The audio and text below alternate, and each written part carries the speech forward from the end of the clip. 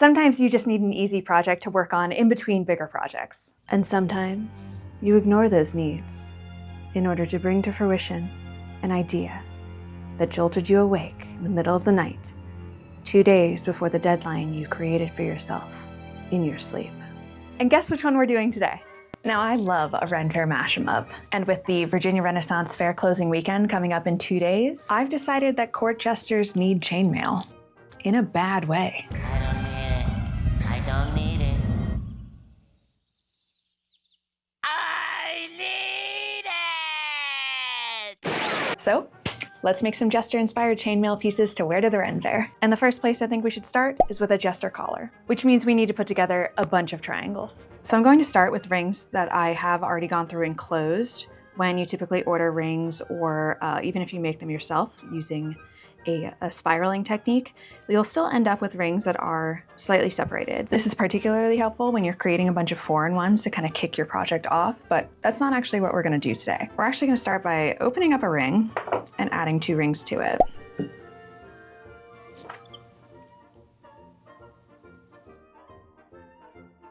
And just like that, I have the point of my triangle. So we're kind of going to look at this as rows, the point of the triangle being our first row, the 2 rings below it being our second row. And now we are going to work on our third row. I've used my first ring to go ahead and connect those 2 just to keep everything in place. Typically, as you're building this way, you'll be adding a ring to 2 rings from the row before, except for the outside ones. So to get our outside rings in our third row, we're just going to capture that last ring. Like so. And then do the same on the other side. And there she is, looking even more like a triangle. You can tell we have 3 rows, 1, 2, 3.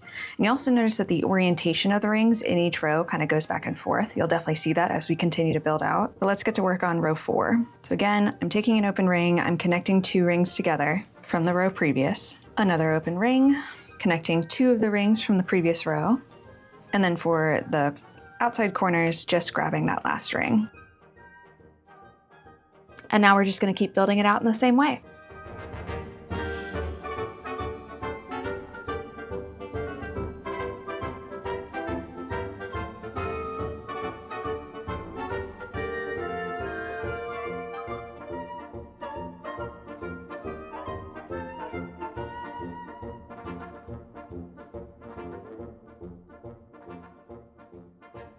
Okay, so I'm already obsessed with the way these are draping. I just think they're gonna look so cute. I have 10 rows. I think I'm going to stop here and work on duplicating these just to see how they're gonna fall, how big I need to make them. I'm thinking I'm gonna need 8 total triangles, 4 in the front, 4 in the back, more or less. So let's do a little editing magic.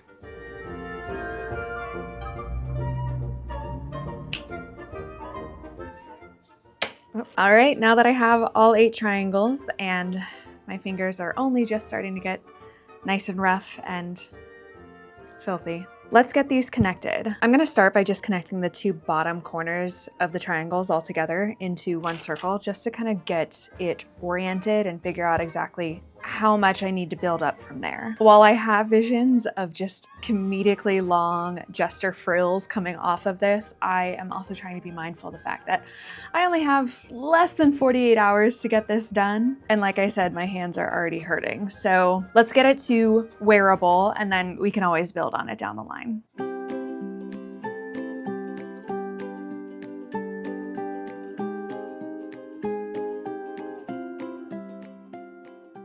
I tend to find it helpful to establish the ring orientation before I connect the corners. This helps me ensure that I'm maintaining the pattern and keeps things from getting twisted or turned around as I'm building.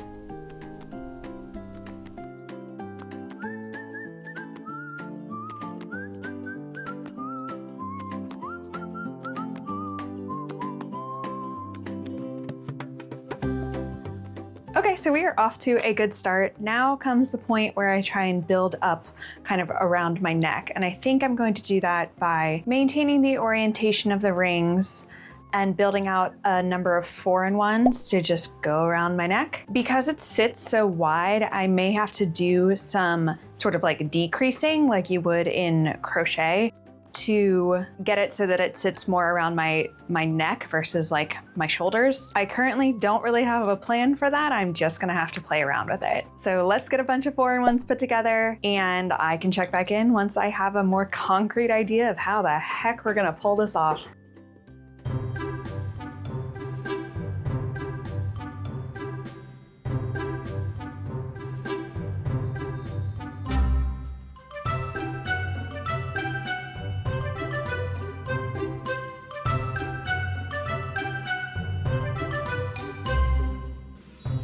I chose to start out by mapping out my decreases, where I connected 3 rings into one, spacing them evenly around the collar so that I ended up with 1 decrease at every corner.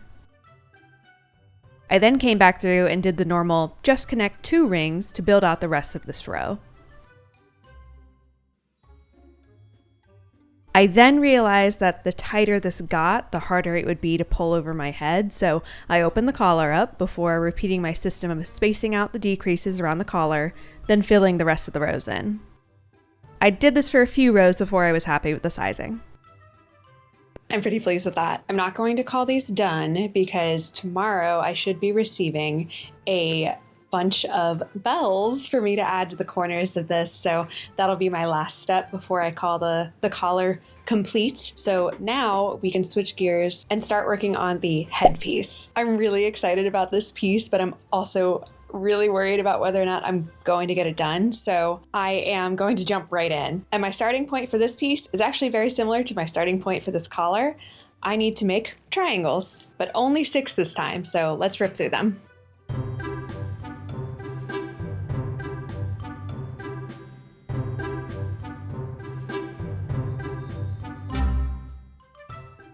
I did figure out how to incorporate 4-in-1s into the triangle making process, which I believe saves time. I wish I had actually timed the 2 different methods, but it seems like it's already a truth universally acknowledged in the jump ring chainmail community that 4-in-1s just make life easier.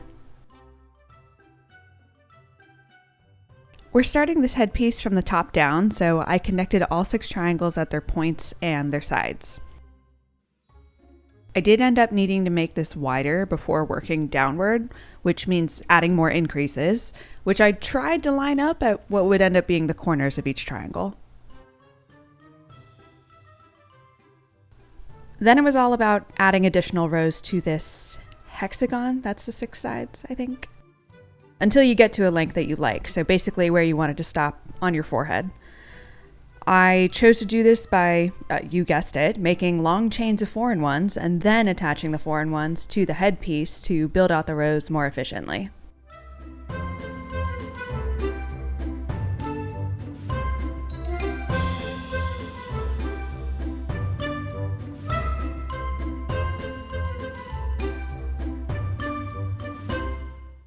So far, so good. I have obviously added these cute little triangles at the front, just a little adornment. I might even add some bells depending on how this lies, but they might hit me in the eye. I've also started building out the back, but I am seeing that like we're starting to lose the head shape, and I want this to be a little more like skull cappy compared to like a chain coif. I think I'm gonna come back and actually add a couple decreases here in the back, maybe 2 or 3, just to start like following my head shape a little bit better. And then obviously I need to bring this back around to the front. I will be leaving, room for my face. I don't know yet how far down I'm really going to be like bringing this versus having a piece that I can just kind of tie under my chin, or even just a ribbon I can tie under my chin. I think that will be determined by how much time we have. Not to mention, I still want to add what do you even call that part of the jester hat? I could go fins or I could go tentacles.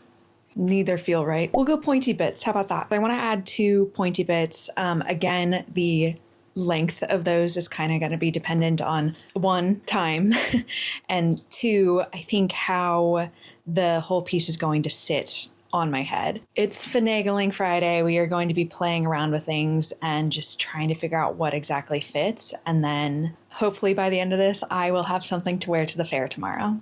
So when we think about shaping fabric to fit a body, we usually talk about darts. We can apply the same concept to chainmail if we want that same fitted shape by controlling where the material will expand and contract.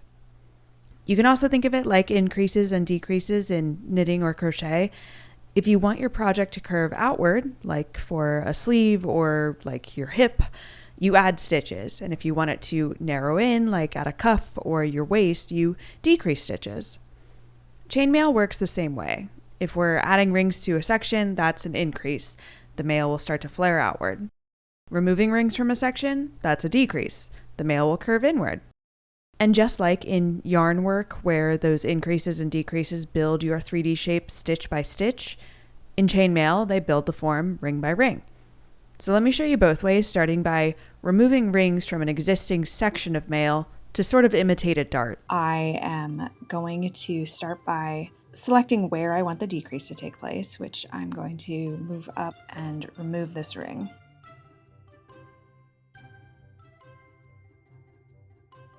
Then I'm going to move one row down towards the bottom edge and remove 2 rings.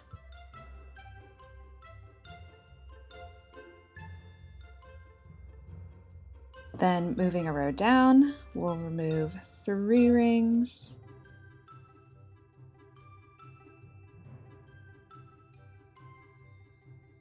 Next row, remove 4 rings.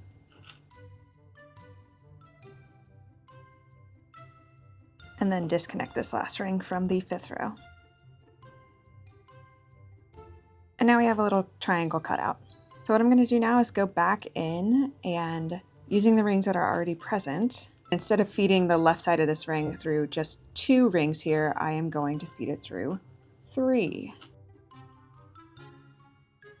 So now we're through all 3 of these rings on the left side of this ring. We'll close that up, and then we will do the same on the next row, and the next row, and the next row. Voiceover Hannah here. You'll see I go back and forth on which side I choose for the decrease ring. That is just so I don't have to backtrack in hooking the 3rd ring. If you give this a try, you'll get the hang of it with practice. You can see it definitely starts to get a little clunky in here, but since we're creating something 3D and we're no longer on a flat surface, this will lie nicely on my head. 1, 2, 3. And then this last one, 1, 2, 3. And there we have our decrease. Everything will line up once we go to add another row at the bottom. It's just a little clunky on this flat surface, but I swear it's gonna work when it's on my head. Now, to do this in a more proactive manner, I am going to attach a triangle, similar to the triangles we've made before, to the last row.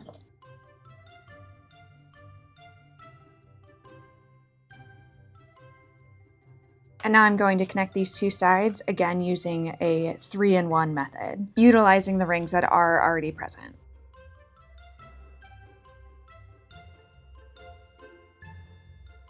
Because the side is straight, these rings didn't end up moving up to 3-in-1, it stayed 2-in-1, but that changes when we come back to the triangle side. To further clarify here, I'm attaching the rectangular section in the back with a straight edge to the triangular piece and only need to build out the 3-in-1s on the triangular side. And for what it's worth, the other side of the triangle will eventually be built out so that it will end up more of a trapezoid shape. I just didn't know yet how far I wanted this piece to come around my face. So the straight side, 2-in-1 at the connection point, and now I'm going to check the fit. Fit was good, so now I am going to go back to adding rings as I normally would in order to connect these pieces.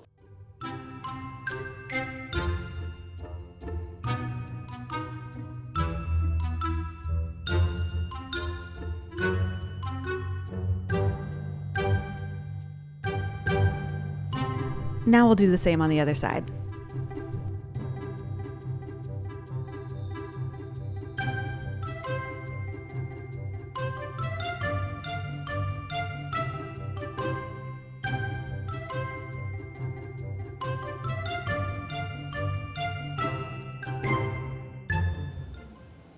Okay, honestly, this is coming together really nicely. I did not think I'd be able to get it to fit this well. I am very happy with the way that it's kind of sloping down the back of my head, and I'm probably going to keep playing around with the actual face shape as I continue to build it out. But we're getting to the point where I need to be thinking about how I'm utilizing the time I have left, which is not enough. So I am going to start working on the horns, the pointed bits of the jester hat. I want to make 2 at least. It's probably just gonna be 2. So I'm gonna make 2, and we're just gonna kind of see how long we can get them before they start kind of weighing down, and make sure that we can deal with like counterbalancing anything. Just, I want to make sure it stays on my head. And even if we can't continue to build down the neck and around my face with the base of this bonnet, if you will, I can always come through and just add a ribbon under my chin, and I think that that will keep everything at least relatively in place. So I've got my base, at least enough of a base to work off of. I'm going to get started on the horns. I've spent hours trying to figure out exactly the right pattern for the pointy bits on the hat, and I think I finally figured it out. So let me show you what I've come up with.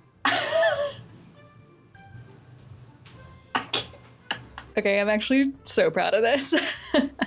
Being able to figure out how to get like the little bit of volume I need to keep it from being completely droopy definitely looks some type of way on its own, but we're gonna make another one and we'll fix that. So let me show you how I made it. We're going to start with a chain of 12 4-in-1s, then a chain of 10, 9, 8, 6, and 4. Then we are going to connect the chain of 12 and the chain of 10 side by side, starting at both ends of the chains and then working our way to the middle. Once we get about 7 or so rings added on either end to connect the chains, you'll see that the chain of 12 will start to bunch up in the center, so we'll need to create some decreases here. Grab the next 2 rings from the chain of 10 and then the next 3 rings from the chain of 12.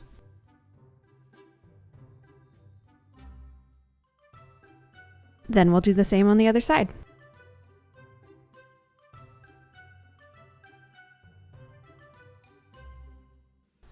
We'll do one more decrease on either side, then use a regular old 4-in-1 to finish connecting the 2 chains right in the middle. To connect the chain of 10 4-in-1s to the chain of 9, we will do the same thing, connecting the chains from the outside, 7 rings deep on each side. Then we'll finish by adding 2 decreases, 1 on either side, with 1 4-in-1 sandwiched in the middle.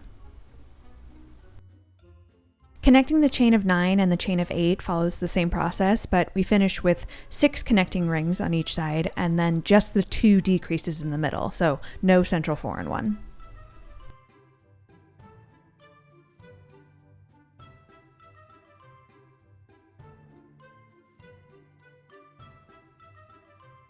To connect the chain of 8 to the chain of 6, I used 4 connecting rings on each side with 3 central decreases, I think.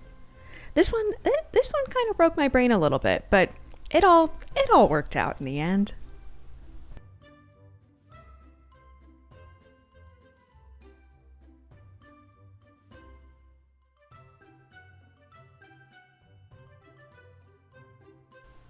And when connecting the final chain, the chain of 4, I ended up with just 2 connecting rings on each side with 3 central decreases.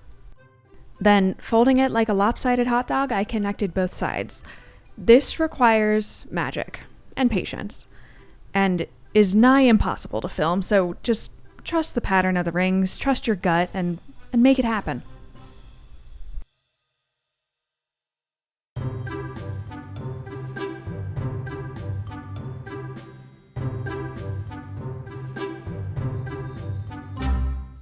To finish the horn, we just need to add a few more rows that neither increase nor decrease until we reach the right length before we put those final decreases in to get to the point to which you'll probably want to add a bell or a pom-pom or something fun.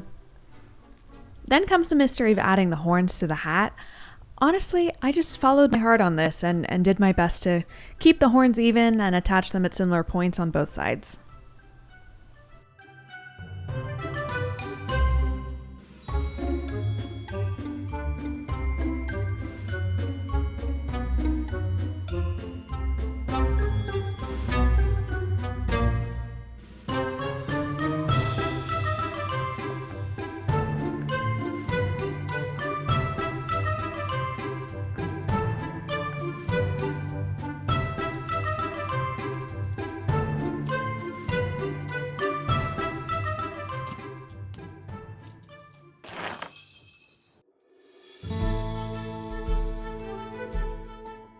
When I say I worked on this until the last minute, I mean until the last minute, until we were getting ready in the parking lot.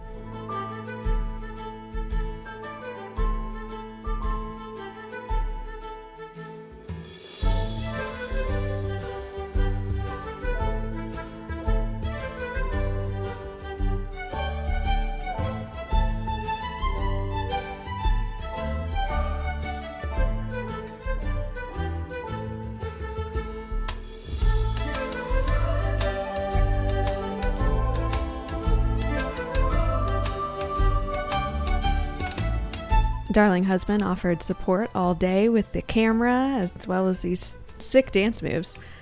And most importantly, the parking lot Surfsides. Hey, Surfside, sponsor me.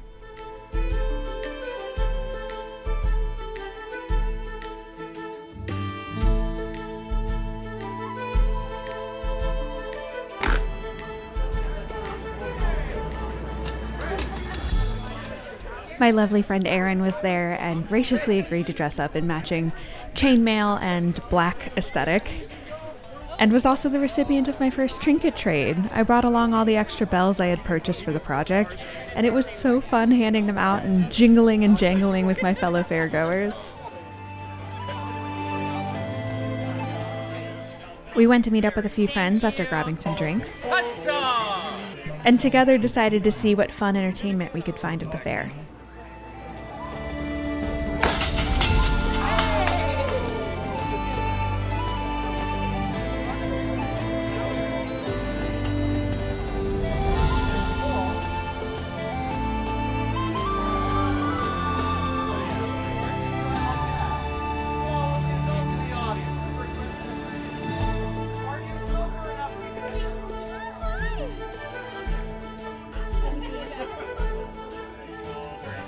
It was a hot one, so we found some shade and took a little rest, and also found some turkey legs. So yeah, it was a great day. And everyone was so nice. So many people came up to compliment my chainmail jester look, and it gave me more opportunities to trade trinkets. It's so very nice. Thank you so much. Can I give you a trinket? Of course. Can I do it on film? Of course. Oh my goodness. Thank you. Cheers. Thank you.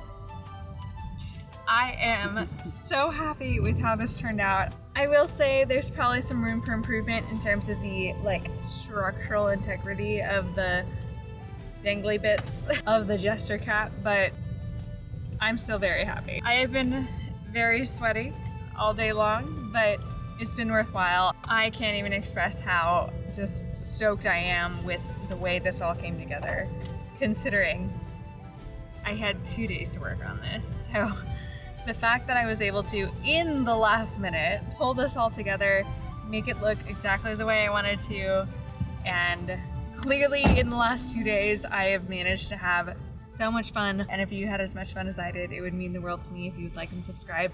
And if you do, I will see you in 2 weeks for my next video. Take care.